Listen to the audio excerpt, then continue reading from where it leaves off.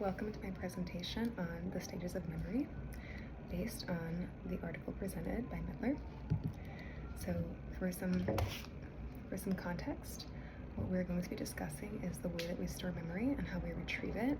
Though the definition varies slightly, the core principles are really just attributed to encoding, storage, and retrieval. And so what happens when we encode information? We're essentially encoding our sensory information, which is typically branched off into two components. You can do visual or acoustic, and then the third component consists of semantic meaning. And that semantic meaning is really where the transition takes place between the input and the encoding or storage of relevant sensory information. All right, and there's a quote added saying that David Thoreau once said, "It's not what you look at that matters, it's what you see."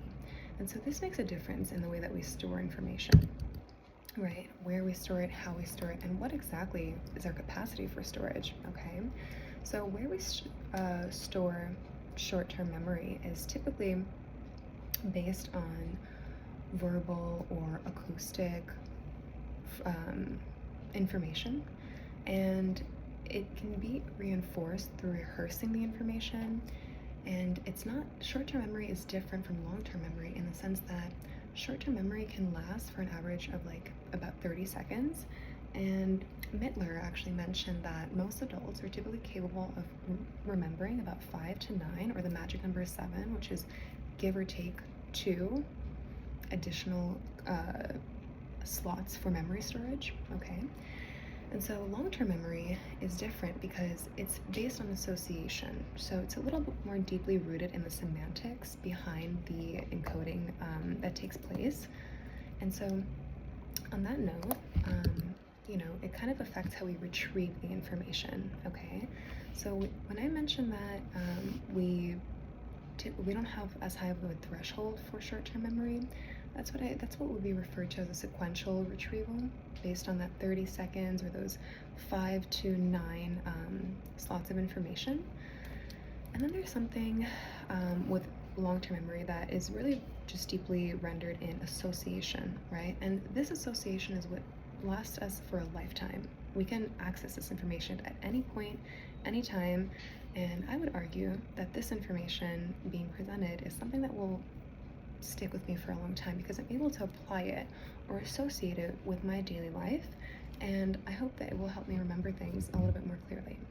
And so on that note, when we're experimenting or trying to test the validity of our memory, the main concern in the ethical component of the experimentation rests primarily in ecological validity.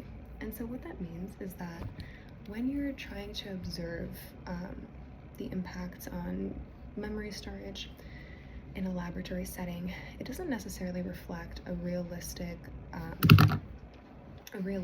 scenario in which people are able to honestly reply or honestly act on their existing information. So in a nutshell, it's not exactly always accurately reflected how we store memory, but it's definitely an evolving process.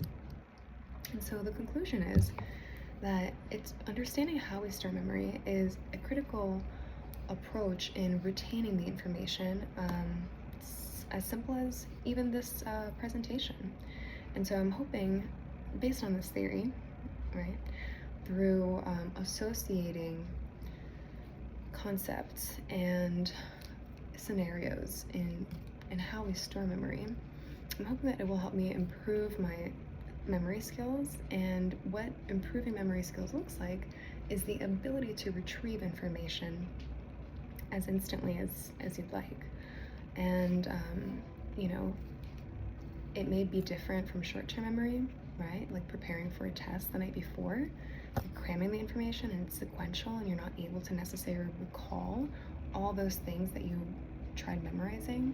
So that's why long-term memory is definitely going to be more effective in preparing you for assessments or presentations, because really what we want to make sure as educators and as students is that we understand how this information affects us in our respective careers or choices moving forward. So there was a brief slide showing the references. And on that note, that concludes my presentation. Thank you so much for watching.